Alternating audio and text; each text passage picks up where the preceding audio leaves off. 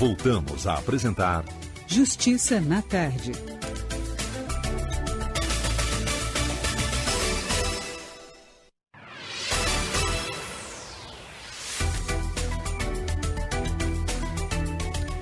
Em Brasília, 3h12 da tarde, seja bem-vindo de volta ao seu Justiça na Tarde ao vivo.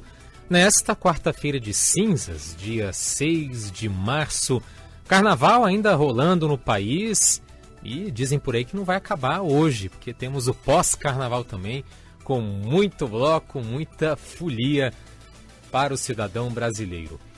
Agora, apesar de o carnaval ainda estar em andamento, hoje o Justiça na Tarde está abordando temas, no mínimo, preocupantes. A gente começou discutindo no programa sobre o aumento no número de casos de dengue no país neste janeiro de 2019, quando a gente compara com o mesmo período do ano passado, um crescimento de 149%, mais do que o dobro. E agora vamos falar sobre outro aumento que dor de cabeça, e mais do que dor de cabeça, angústia traz para todos nós, que é o aumento do desemprego, o bloco dos desempregados. Lamentavelmente, uma dor de cabeça nacional. Nós temos números do nosso governo federal, mais exatamente do Instituto Brasileiro de Geografia e Estatística, o IBGE, revelando que no trimestre encerrado agora, no mês de janeiro, a taxa de desocupação do país encerrou em 12%, ou seja, mais de 12 milhões de brasileiros e brasileiras sem ocupação, sem emprego, sem futuro, sem esperança. E temos ainda os chamados desalentados, aí esses sim, que já jogaram a toalha, já desistiram de procurar trabalho depois de tanto tentar. São quase 5 milhões de pessoas.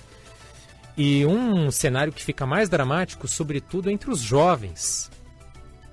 No estado, aliás, na cidade de São Paulo, entre 100 jovens paulistanos, 28 estão desempregados.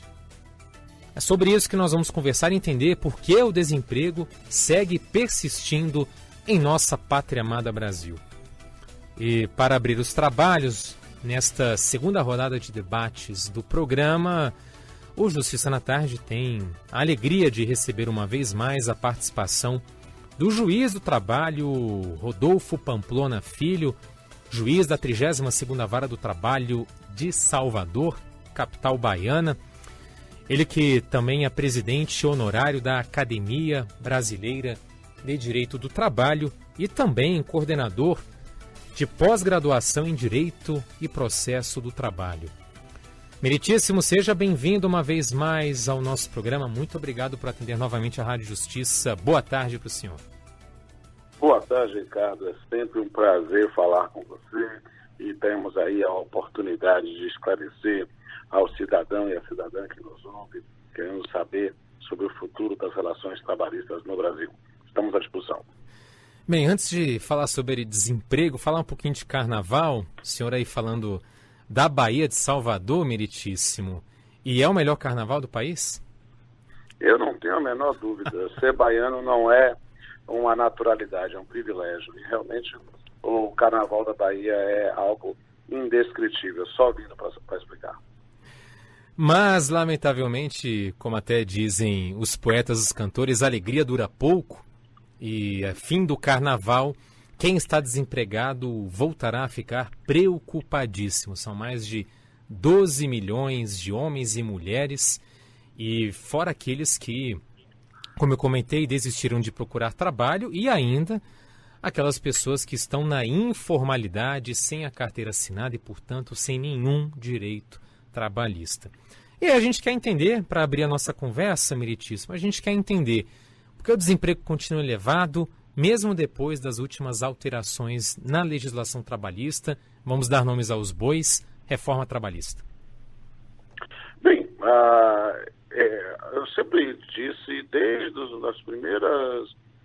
da primeira tramitação, e em especial da tramitação recorde na Câmara dos Deputados, que a reforma trabalhista não vinha para aumentar postos de trabalho, não vinha para aumentar emprego, né? Ela veio para talvez diminuir custos de mão de obra ou algo do gênero, né? A ideia de que isso iria aumentar os postos de trabalho é um canto de sereia que se usou na época e que vai continuar se usando para tentar modificar o sistema trabalhista vigente. Mas, definitivamente, esses números só tendem a piorar. Por quê? Porque se o que nós queremos é termos relações de emprego formalizadas efetivamente como postos de trabalho e com direitos que possam garantir um patamar civilizatório mínimo, a conversa que se tem no momento é de diminuição de direitos, de redução de postos de trabalho, ou seja, com um discurso de que se tiver menos direitos vai se ter mais trabalho ou mais contratações. Ninguém contrata um empregado por misericórdia ou por alguma pena ou algo do gênero. Contrata porque precisa. Então, nós temos aí algo que é multicausal. É a crise econômica misturada com a própria evolução tecnológica, diminuição de postos de trabalho, educação que não tem prosperado no país a ponto de dar aos trabalhadores o conceito aí sim de empregabilidade, e as pessoas vão se virando e ficando fiados em uma esperança que não se concretiza. E o que vai aumentar a empregabilidade? O que pode vir a aumentar a empregabilidade no país? Bem, o que se tem em estudos em outros países, a ideia de pensar em pleno emprego, em buscas de postos de trabalho, é o crescimento da economia. Crescer a economia é fundamental para que possa, aí sim, termos ao que repartir. E isso pensar em economia para ter mais necessidade de contratação de postos de trabalho, porque ter trabalhadores com direitos, já que esse é o tema da ordem, né, da ordem do dia, é porque esses trabalhadores com direitos, ou seja, com capital que eles recebem, eles vão investir esse dinheiro na própria economia, ou seja, revertendo, né, para que possam. As pessoas às vezes perguntam para mim, professor, o 13º é uma coisa que só tem no Brasil, como é que é isso? Eu digo, essas formas de injeção de dinheiro na economia reverte para a própria economia, porque anote que são os períodos em que o comércio mais consegue vender justamente quando injeta dinheiro de gratificação natalina, férias ou algo do gênero. E aí o que é que acontece? Isso, termos uma melhora da economia, é o que vai, sem sombra de dúvida, aumentar postos de trabalho. Mas a sua pergunta é muito mais profunda, a sua pergunta é sobre empregabilidade. E empregabilidade é um conceito que, na verdade, diz respeito o preparo, a adequação dos trabalhadores, o conhecimento de novas técnicas, a ideia de outros postos de trabalho, outras formas de ocupação, ou seja, o investimento em educação e treinamento, né? Porque é isso que se pode fazer, porque as empresas vão contratar na medida que tenham necessidade de contratar. Então, investe-se na melhora da economia, dos números da economia, diminui-se, e aí que é uma questão que foge-se sempre no Congresso Nacional, tem que se diminuir os custos da mão de obra, sim, mas não a diminuição de direitos. É preciso diminuir o fato de que no Brasil nós temos a folha de pagamento como fato gerador de imposto. Isso é um absurdo. Ou seja, nós devíamos fazer com que o valor a ser pago fosse diretamente ao trabalhador e não com uma arrecadação de impostos, porque os empresários no Brasil pagam uma quantidade enorme, escorchante de impostos, e aí, neste ponto, nós vamos reverter menos para o trabalhador, que no final das contas reverte menos para a sociedade. Então, é preciso modificar essa equação econômica que não tem sido favorável para a economia e muito menos para os trabalhadores. É bom a gente explorar um pouco mais essa última questão que o senhor colocou, porque muito se fala do chamado encargo trabalhista. E quando se fala assim, encargo trabalhista, a gente tenta imaginar, a gente é levado a imaginar como algo monolítico. Só que nós temos aí nuances. O senhor deu umas pinceladas nesse sentido. E, por exemplo, em relação a encargos trabalhistas, Temos até, inclusive, falas, até do nosso próprio presidente da República, de que se a gente paga R$1.000 para um trabalhador de salário, a gente paga outros 1.000 em relação a encargos. Mas aí eu gostaria de que, insistindo nessa questão, o senhor explicasse de que desses R$1.000 a mais, vamos colocar assim, vamos considerar que isso está correto, desses outros R$1.000 a mais em termos de encargos trabalhistas, nem tudo reverte diretamente para o trabalhador. Quais são, como se divide esse campo encargo trabalhista? Essa é uma expressão que é muito interessante, porque a expressão encargo trabalhista tem sido submetida na prática a desvios ideológicos para um lado e para o outro. E a expressão encargo trabalhista poderia denominar tudo aquilo que eu pago a mais do que a relação contratual, do que o salário.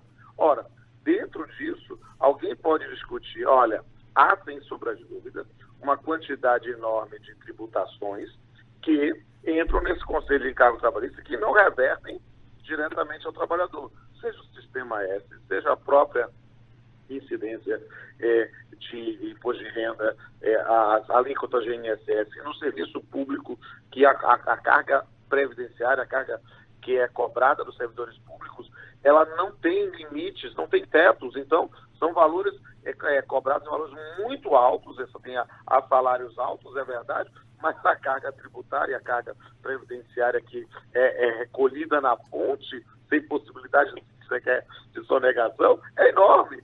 Ou seja, os servidores públicos pagam muito mais em cargos tributários, em cargos previdenciários, do que os trabalhadores em geral da iniciativa privada, né? E ficam dentro dessa linha, né? Sem receber, sem ver a cor desse dinheiro, porque esse valor não reverte para eles, reverte para esse fundo geral, para os custos. Agora, chamam-se de encargos trabalhistas, e por isso que eu disse que essa expressão é muitas vezes submetida a situações ideológicas. Há quem chame de encargo trabalhista até mesmo os direitos trabalhistas que podem reverter ao trabalhador, seja desde o valor das férias, do 13º, do FGTS, né? Essas verbas que revertem ao trabalhador não deveriam ser objeto de supressão ou flexibilização, não, deviam continuar sendo, porque nós sabemos que ao reverter ao trabalhador, esse dinheiro volta para a economia do consumo dele, que aquece a economia novamente. Mas é a questão de que isso pode fazer, de um lado é dinheiro que se o trabalhador recebe, em termos de direito, o senhor defende aqui a visão de que isso acaba retornando à roda da economia.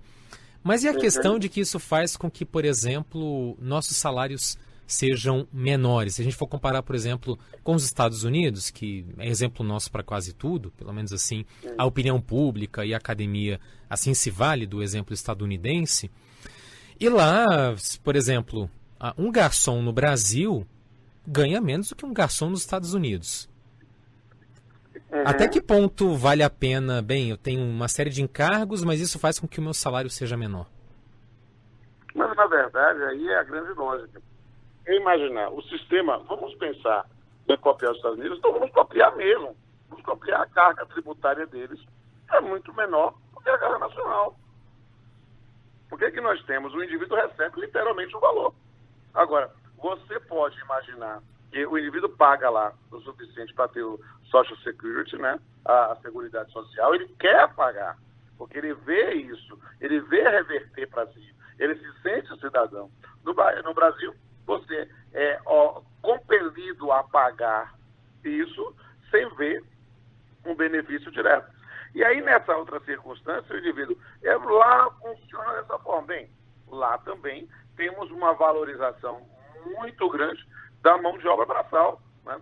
Você, no Brasil, tem uma valorização só do diploma de nível superior, e lá, ao contrário, você tem a diferença de valores pagos a quem realiza trabalhos braçais e quem realiza trabalhos intelectuais, não é esse absurdo, fora, claro, o grau maior de especialização em geral. Então, as pessoas vão ter um outro tipo de valorização social do trabalho. o que não pode ser levado em consideração. As pessoas esquecem e ficam somente no dado específico do valor. Sim, é possível dizer que os pagamentos, quando feitos diretamente lá, podem ser maiores, sim, é possível, mas a economia está aquecida, vive-se pleno emprego, tem-se trabalho para quem quer. Aqui não tem trabalho para quem não quer. Note os dados, nós temos hoje não somente mais um exército de desempregados, mas um exército de desalentados, de pessoas que sabem que não vão conseguir sequer ser empregados. Eu sei, conversando com o juiz do trabalho, Rodolfo Pamplona Filho, juiz da 32ª Vara do Trabalho da capital baiana, Salvador, e hoje abordando um tema triste, em plena quarta-feira de cinzas, ainda carnaval em andamento, que é o elevado desemprego ainda em alta em todo o país, e aqui buscando compreender as razões, os fatores que levam a isso e também, se possível, conseguir aqui vislumbrar saídas para esse quadro. E não há dúvida de que para a gente chegar a um outro patamar de pleno emprego, não há dúvida de que isso passa pela retomada do crescimento econômico. É bom a gente recapitular, na semana passada tivemos a divulgação do PIB de 2018, crescimento modesto de apenas 1,1%, que é insuficiente para que realmente tenhamos uma economia aquecida e postos de trabalho surgindo a qualquer esquina. Agora, para essa retomada do crescimento econômico, meritíssimo, muito se fala de que os investidores, o dito mercado, só vai voltar a confiar na gente e, portanto, injetar dinheiro na roda da economia se a reforma da Previdência for aprovada. E nessa questão, o senhor acredita que, de fato, o caminho para a retomada do crescimento tem de passar por políticas econômicas de viés liberal ou é possível uma outra rota, um outro rumo? O capital não tem nenhum tipo de fidelidade. O capital não tem nenhum compromisso. O capital tem interesse em onde seja lucrativo. Então, essa é uma questão que é interessante. Fala-se, né, na reforma da Previdência como uma panaceia, uma solução para todos os males. Como já se falou da reforma trabalhista, e se viu que não foi bem da mesma forma, né? Então, o que há uma necessidade de uma reforma previdenciária, essa é uma outra pergunta. Por quê? Porque uma reforma previdenciária, ela precisa realmente ser repensada, ser pensada e discutida. Por quê? Porque o Brasil envelheceu, nós não somos mais um país de jovens somente, a nossa pirâmide etária foi evidentemente modificada pelo avanço da medicina, pelo atendimento assistencial. As pessoas estão vivendo mais, então imaginar idades mínimas ou tempos mínimos de contribuição ou verificar determinados valores é algo que é importante para discutir a reforma previdenciária. Isto é algo que seriamente pode ser discutido, deve ser discutido, porque, na verdade, quem está contribuindo hoje, lamentavelmente, não está contribuindo para a sua aposentadoria, está contribuindo para pagar a aposentadoria de quem está aposentado hoje, né? Dentro de uma ideia, de um princípio da solidariedade que se quer, talvez, combater. Não sei se é a melhor solução. Isso pode ser discutido. Agora, tributar-se, atribuir-se à reforma previdenciária, a retomada de investimentos, sinceramente, é novamente um canto de sereia.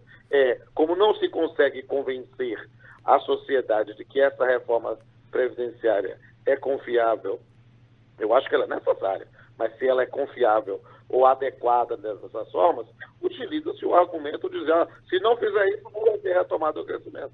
Ou seja, dar um tiro que depois de um tempo nós vamos dizer que não vai alcançar o alvo, e as pessoas vão esquecer disso, né? Como, lamentavelmente, isso parece uma história que se repete de um museu de grandes novidades. Agora, para a gente já se encaminhar para o final da nossa entrevista, meritíssimo, falar um pouco sobre o seu ofício enquanto magistrado e o papel da Justiça do Trabalho em toda essa discussão, desemprego em alta e retomada da empregabilidade.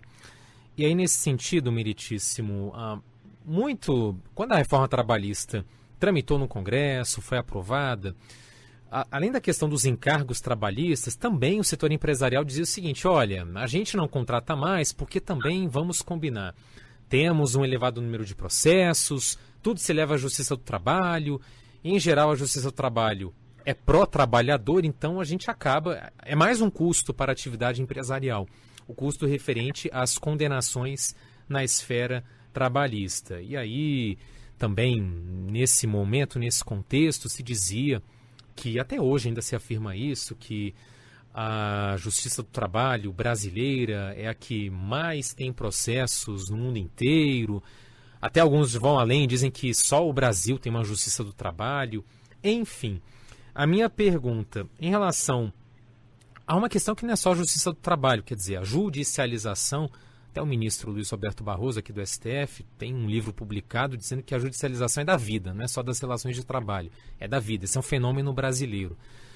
A minha pergunta, e é algo que traz efeitos colaterais, quando você tem um país com mais de 80 milhões de processos em andamento. Isso traz efeitos colaterais, certamente, ninguém duvida.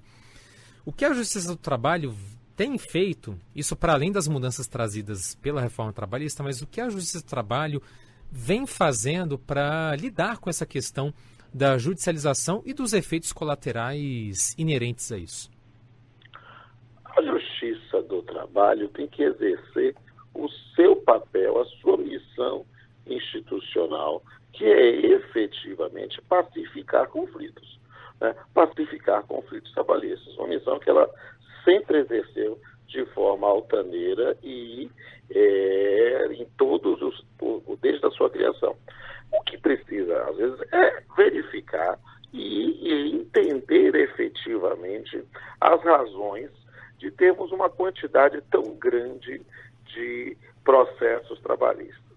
Será que temos essa quantidade tão grande porque a Justiça do Trabalho inventa direitos? A Justiça do Trabalho atribui direitos a quem não tem? Se for isso, é preciso repensar profundamente a Justiça do Trabalho.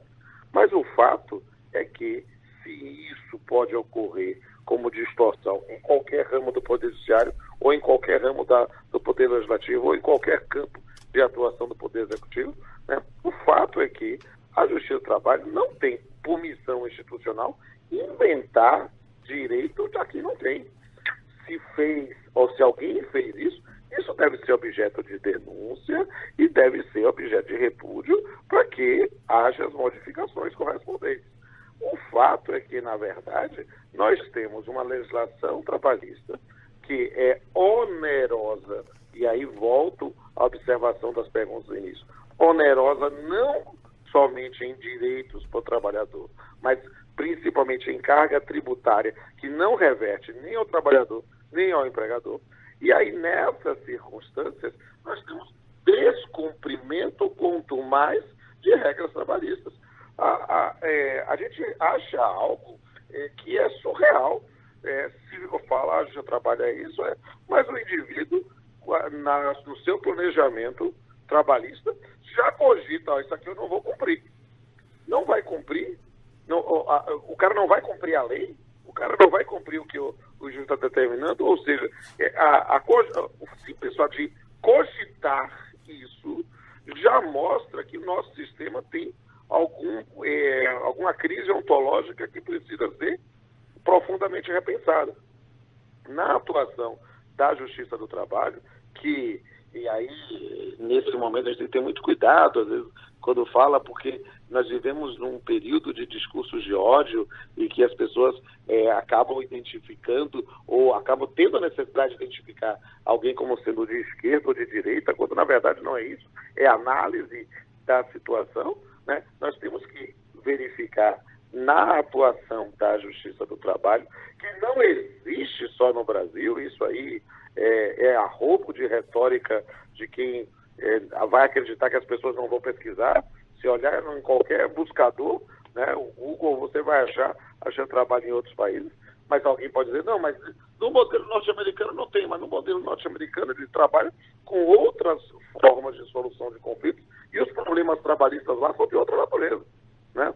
Então, a verificar quais são os trabalhadores trabalhadores sindicalizados, a gente fala do campo das trade unions, verifica a atuação. É um outro sistema. Se for para copiar um sistema estrangeiro, que copie ele inteiro, e não pela metade, né? É sempre estranho quando a gente faz uma cópia de legislação sem a adequação sociológica necessária para as nossas características. E isso acaba gerando essa situação de leis que não pegam, reformas que não modificam nada que é prometido e vamos vivendo ao alvedrio da sorte. Doutor Rodolfo Pamplona Filho, ele que é juiz do trabalho, atuante na 32ª Vara do Trabalho da capital baiana, Salvador, presidente honorário da Academia Brasileira de Direito do Trabalho e coordenador de pós-graduação em Direito e Processo do Trabalho. Meritíssimo, sempre muito bom contar com sua participação por aqui. Um excelente restante de semana. Até a próxima. Um abraço. Um grande abraço. É sempre um prazer conversar com você, que é um jornalista extremamente preparado, e estamos aqui na Rádio Justiça, e no final das contas está aqui para servir o cidadão e a cidadã. Obrigado pelo